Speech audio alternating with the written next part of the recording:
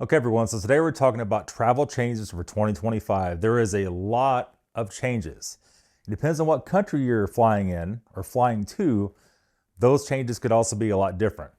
As you all know, if you're flying Spirit Airlines, they pretty much cut out all the free carry-on baggage.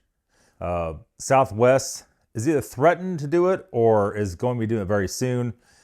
That was a little bit unclear if they implemented that just yet.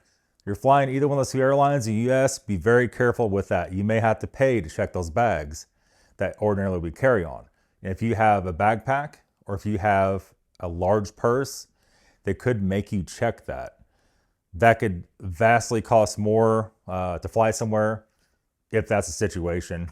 A lot of you can get by with just your carry-on stuff, a short trip, and a backpack like this, a designated flying backpack, a TSA approved backpack that you can put your laptop in, not to take it out and carry all your stuff in.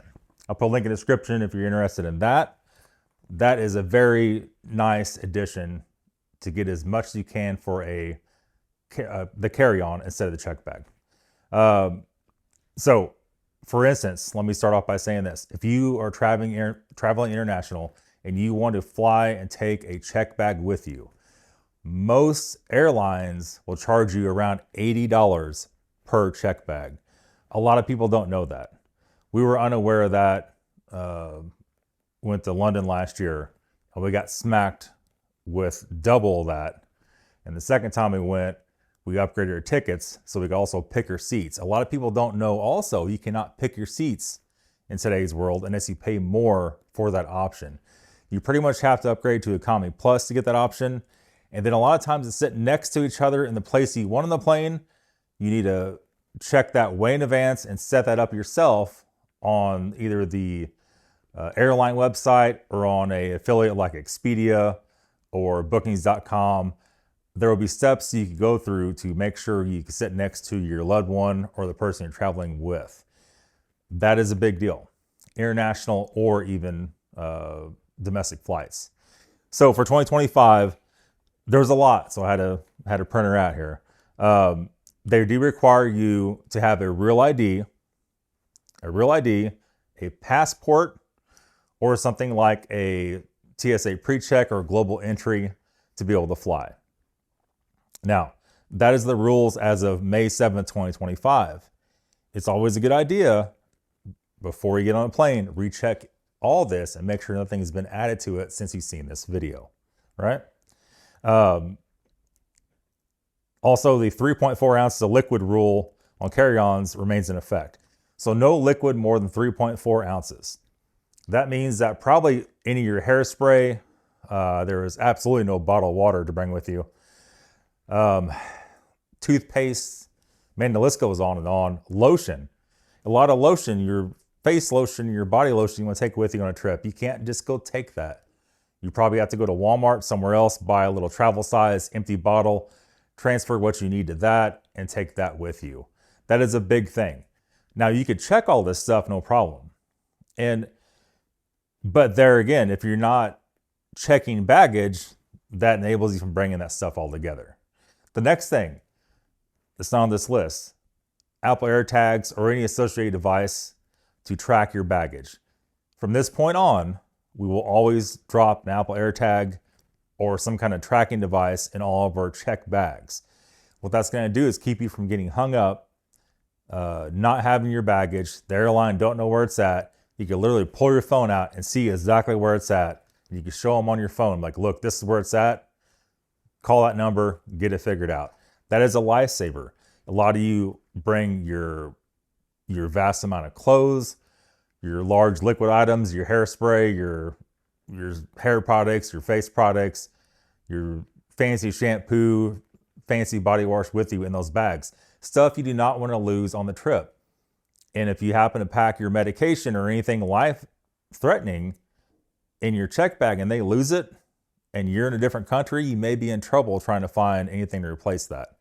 So always, always, always track your stuff nowadays. You don't know what might happen. Somebody at the carousel may grab your bag thinking it was theirs and walk off with it. Or maybe they're scandalous. Maybe they just stole your bag off the carousel.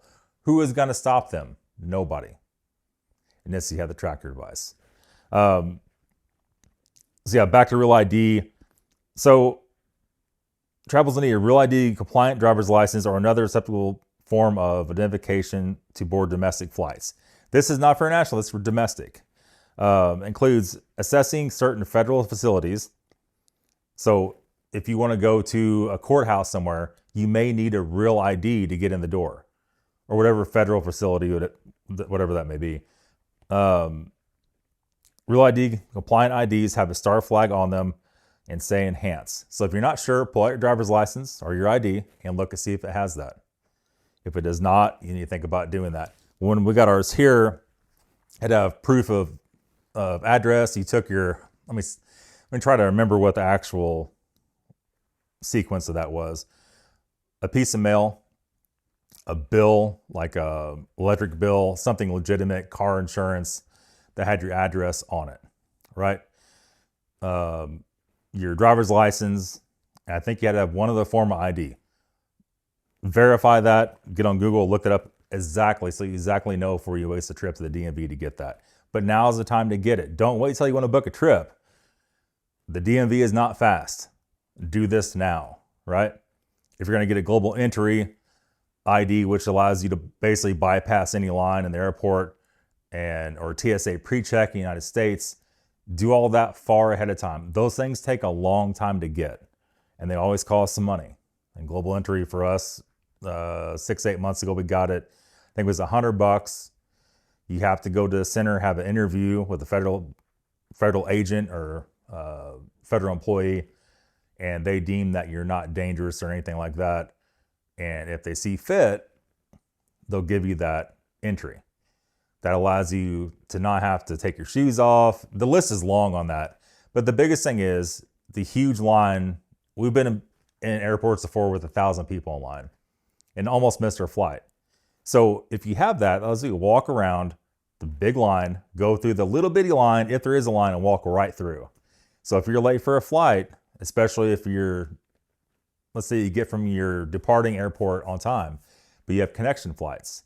Connection flights nowadays in a bigger city can be chancy. Even if you have an hour or so to spare, you're basically find yourself running to the next gate to try to make it. So global entry, TSA pre-check will get you past all that. Liquids on carry-ons, 3.4 ounces or 100 mil. 100 mil is not a lot of stuff. That's a little travel bottle full of stuff. Even a smaller toothpaste may be over 100 mil. So liquids, aerosols, gels, paste must be in containers 3.4 ounces, 100 mil or less. This is for carry-on, not for check bag. These items must be placed in a single quart-sized bag. They gotta be in a Ziploc, right? You can also bring empty drink containers through security and fill them after you clear security. A lot of people do that, but I guess you could buy a bottle of water once you get past the main gate. You can fill up whatever bottles you want. You can carry that stuff on the plane. If you have not flown for a while, you cannot bring anything with you to drink. You have to go in the airport and buy it in there. Whether you fill up your own bottle, whether it's just a bottle of water, you're going to pay more for it in the airport, but you can bring it on the plane with you. Let me see here. So acceptable IDs, TSA website lists acceptable IDs for screening. Advanced imaging technology. Some airports are deploying advanced imaging technology that may allow you to keep your laptop liquids in your carry-on bag. Okay, so I wouldn't guarantee that. Like, I wouldn't rely on that to be true. They do have a lot of facial recognition stuff now. You walk through, you don't have to even take your passport out. Some of them you have to scan it, some of them you have to do nothing, and it face IDs you if you don't take your passport out and you walk on through. Not everywhere has that stuff. Do not rely on that. You know, there's many layers to this. This could be a 4-hour long video. We're not gonna do that to you. Just trying to make you aware of the changes now. Also, do not rely on every airline letting you take a backpack or a large purse. Most airlines in the United States let you take this instead of in between your feet, like this as you're flying, right? So if you buy a backpack, you have to have something like this so you can access everything from the top. if you have to access everything from the side, you're always pulling up on your lap, doing this nonsense, fiddling through it. This is your typical carry-on bag you put in the upper compartment. Every airline is a little bit different on those, especially when you get to international flights. Do not rely on the last time you traveled specs for those bags. Several airlines have lowered the size limit on those. Also, for your check bags, the weight limits may vary for check bag stuff. Be very careful. You should really always lock your check bags. Almost every suitcase recently made has zippers that have eyelets in them that you can put a little padlock through or something. You never know. You never know who's going to swipe stuff out of your bag. Also, if you have the bag locked, that will keep TSA's fingers off of stuff. We've been stopped in airports for just about everything. And we're older. Me and Celeste don't look like we're criminals, right? We're not. But if you're some young college kid, they're going to go through all your stuff. They're going to probably get the rubber gloves out and do it to you and everything like that. And we've been in airports before to where simply because we weren't younger and looked like we were up to something, they waved us on through, didn't have to take anything out of our bags. It just all depends on where you're at and how everything's working. Now, in Europe, small planes, small airlines like Ryanair, even KLM, they have all different rules and regulations. So before you go do that, go to whatever airline you're flying, go to the website and look. They'll have, within just a few clicks of the homepage, what size your carry-on and what size your check bags can be, and usually how much they charge for the check bags, if they're free or whether they could be over $100 some places. And what you don't realize, if you don't book the same airline all the way through, you could get charged multiple times before you actually get to that country you're going. So that could cost you several $100s just in luggage fees, and it could cost you $1,000 luggage fees if you don't pay attention. If you have a lot of check bags and there's 2 or more of you traveling, it really does add up. And pretty soon your money that you were saving for your trip and you had a budget in mind, that budget shot, blowing out and gone. And now you're spending money you don't want to have. Another thing, always have more money than what you want to spend. Not cash in your pocket. Most other countries, cash in your pocket does no good.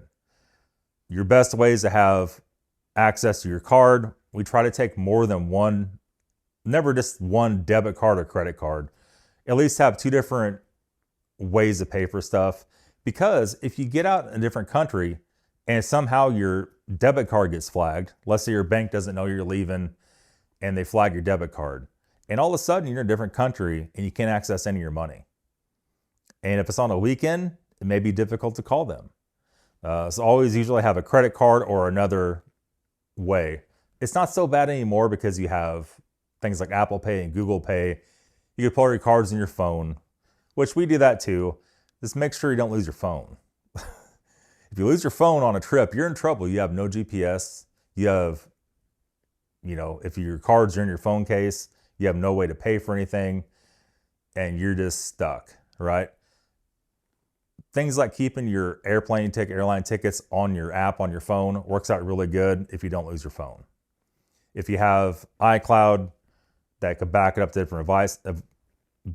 to different devices, that's the way to do it too. That way, if you lose your phone, pictures you've taken, your airline tickets, everything's backed up to a different device at your house or along with you. That's usually the best way to operate.